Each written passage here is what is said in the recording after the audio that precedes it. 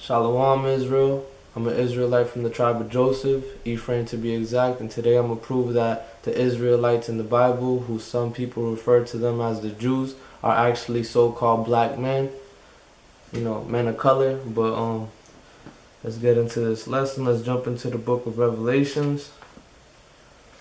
This is for my people who don't know. I know a lot of y'all Israelites. This is nothing, We know this. This is for those who don't know. Might shock some of you. Let's go to the book of Revelations and let's go to chapter 1, starting at verse 13.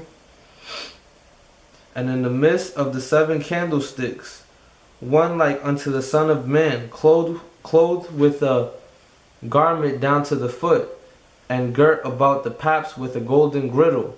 His head and his hairs were white like wool. So when it says that his head and his hairs were white like wool, it's basically letting you know the color of his hair as well as the texture of his hair right there.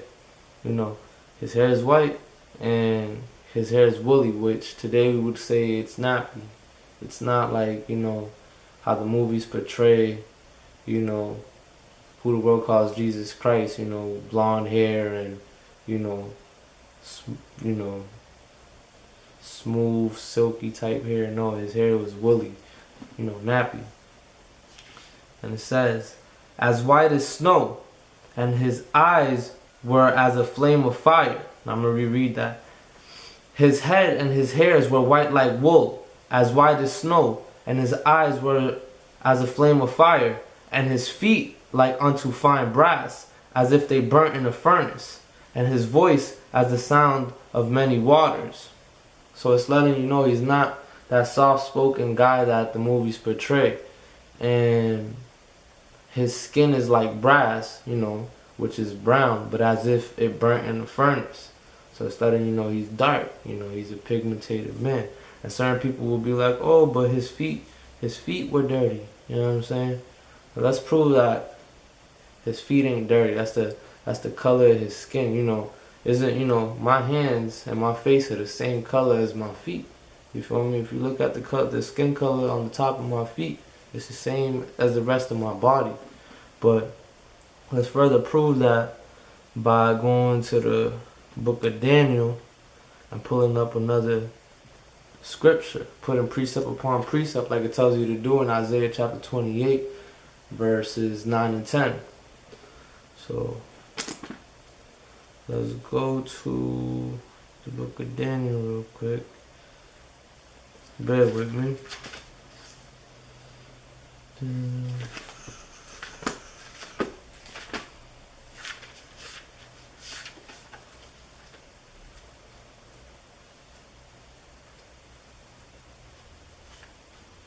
And let's go to chapter 10 and start at verse 5. Daniel 10 and verse 5. Then I lifted up mine eyes and looked, and behold, a certain man clothed in linen, whose lions were whose lions were girdled with fine gold of Uphaz. His body also was like the barley, and his face as the appearance of lightning, and his eyes as lamps of fire, and his arms and his feet like in color to polished brass, and the voice of his words like the voice of a multitude. Again, he's not soft-spoken. Feel me? And this time it puts his arms into the scenario. His arms and his feet are like in color to polished brass. So, he's a man of color. And if you're kind of lost, this is Daniel having a vision of who the world calls Jesus Christ.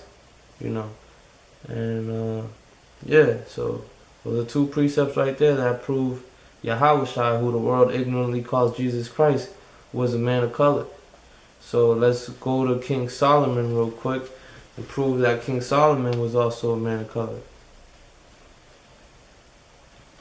Right now, we're proving the Hebrews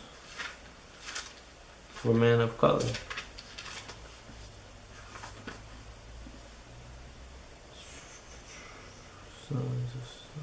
Let's go to the Songs of Solomon.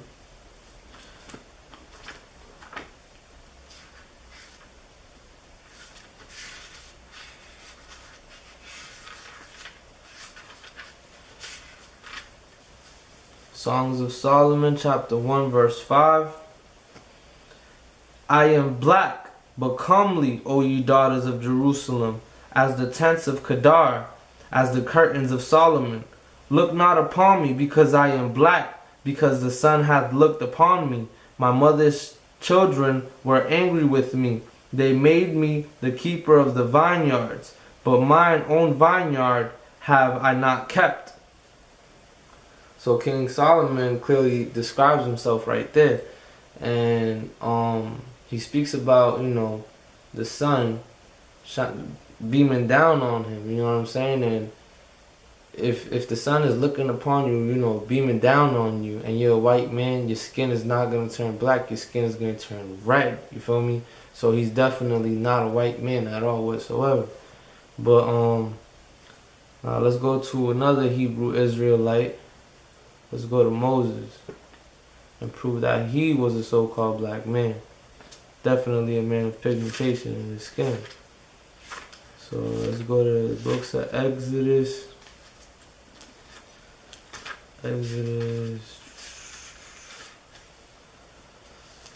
Chapter 4.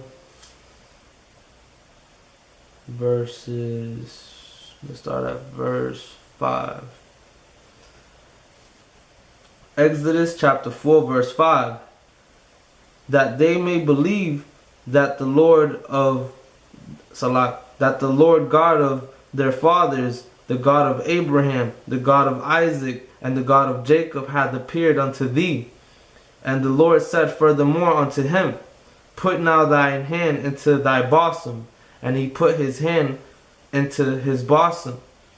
And when he took it out, behold, his hand was leprous as snow. And he said, Put thine hand into thy bosom again. And he put his hand into his bosom again, and plucked it out of his bosom. And behold, it was turned again as his other flesh. Alright, so the Most High is, showing Moses his wonders, his powers, you feel me? And he tells him to put his hand in the bosom, right? And then he takes it out, and then he looks at it, and it's white as snow. And then he tells him to put his hand back into the bosom, right? And then he takes it out, and then behold, his hand is the same color as the rest of his skin. It's no longer white. So therefore, it's proven that he wasn't a white man. You see what I'm saying? But to prove that even more, let's get into let's jump down to chapter 2, so we can show that Moses was mistaken as an Egyptian man. Keyword, mistaken as an Egyptian man. And if you look at the hieroglyphics in the pyramids, it shows that the pharaohs and even the servants were men of color. So if you're being mistaken as an Egyptian, you must be a man of color. But let's go to Exodus chapter 2. And let's start at verse 16. Now the priest of Midian had 7 daughters, and they came and drew water and filled the troughs to the water. They filled the troughs to water their father's flock, and the shepherds came and drove them away. But Moses stood up and helped them and watered their flock. And when they came to Reuel, their father, he said, How is it that ye are come so soon today? And they said, An Egyptian delivered us out the hand of the shepherds, and also drew water enough for us and watered the flock. So they're speaking about Moses, how Moses helped them, and they mistaken him for an Egyptian. Now let's prove that he wasn't an Egyptian just by jumping down to verse 1 in Exodus chapter 2. Exodus chapter 2 verse 1. And there went a man of the house of Levi, and took to wife a daughter of Levi. And the woman conceived and bare a son. And when she saw him that he was a goodly child, she hid him 3 months. And when she could not longer hide him, she took for him an ark of bulrushes, and daubed it with slime and with pitch, and put the children therein. And she laid it in the flags by the river's brink. And his sister stood afar off, to wit what would be done to him. And the daughter of Pharaoh came down to wash herself at the river, and her maidens walked along the riverside. And when she saw the ark among the flags, she sent her maid to fetch it. And when she had opened it, she saw the child, and behold, the babe wept.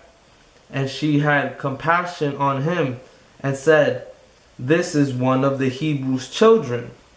Alright, so this is speaking about when Moses was put into the water, right?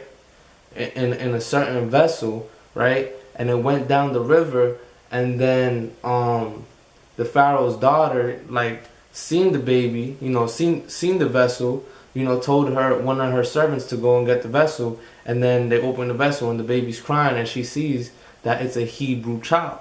And to prove that this is speaking about Moses, I'm going to read a couple more, precepts. Continue. Verse 7. Then said his sister to Pharaoh's daughter, Shall I go and call to thee a nurse of the Hebrew woman, that she may nurse the child for thee? And Pharaoh's daughter said to her, Go. And the maid went and called the child's mother. And Pharaoh's daughter said unto her, Take this child away, and nurse it for me, and I will give thee thy wages. And the woman took the child and nursed it. And the child grew, and she brought him unto Pharaoh's daughter, and he became her son. And she called his name Moses. And she said, Because I drew him out of the water. You see what I'm saying? Well, you see what I'm reading? So, now let's further prove that the Israelites of the Bible, the chosen people of the Bible, are so-called blacks. Native Americans, African Americans, you know what I'm saying? But they have color. Let's go to the book of Numbers. So, I'm a little tired, but not tired enough, to put this book down and start reading these scriptures. So let's go to the book of Numbers, chapter 12, real quick. And this is talking about Moses' sister. And this is to prove that, they're of color. Let's start at verse 9. Okay, so Numbers chapter 12, verse 9. And the anger of the Lord was kindled against them, and he departed. And the cloud departed off the tabernacle, and behold, Miriam became leprous, white as snow. And Aaron looked upon Miriam, and behold, she was leprous. And Aaron said unto Moses, Alas, my Lord, I beseech thee, lay not the sin upon us, wherein we have done foolishly, and wherein we have sinned. Let her not be as one dead, of whom the flesh is half consumed, when he cometh out of his mother's womb. So, if you want to really get what's going on there, just start at, verse 1 of chapter 12 in the book of Numbers. But basically, Miriam, who is Moses' sister, and Aaron, who is Moses' brother, pissed off the Most High.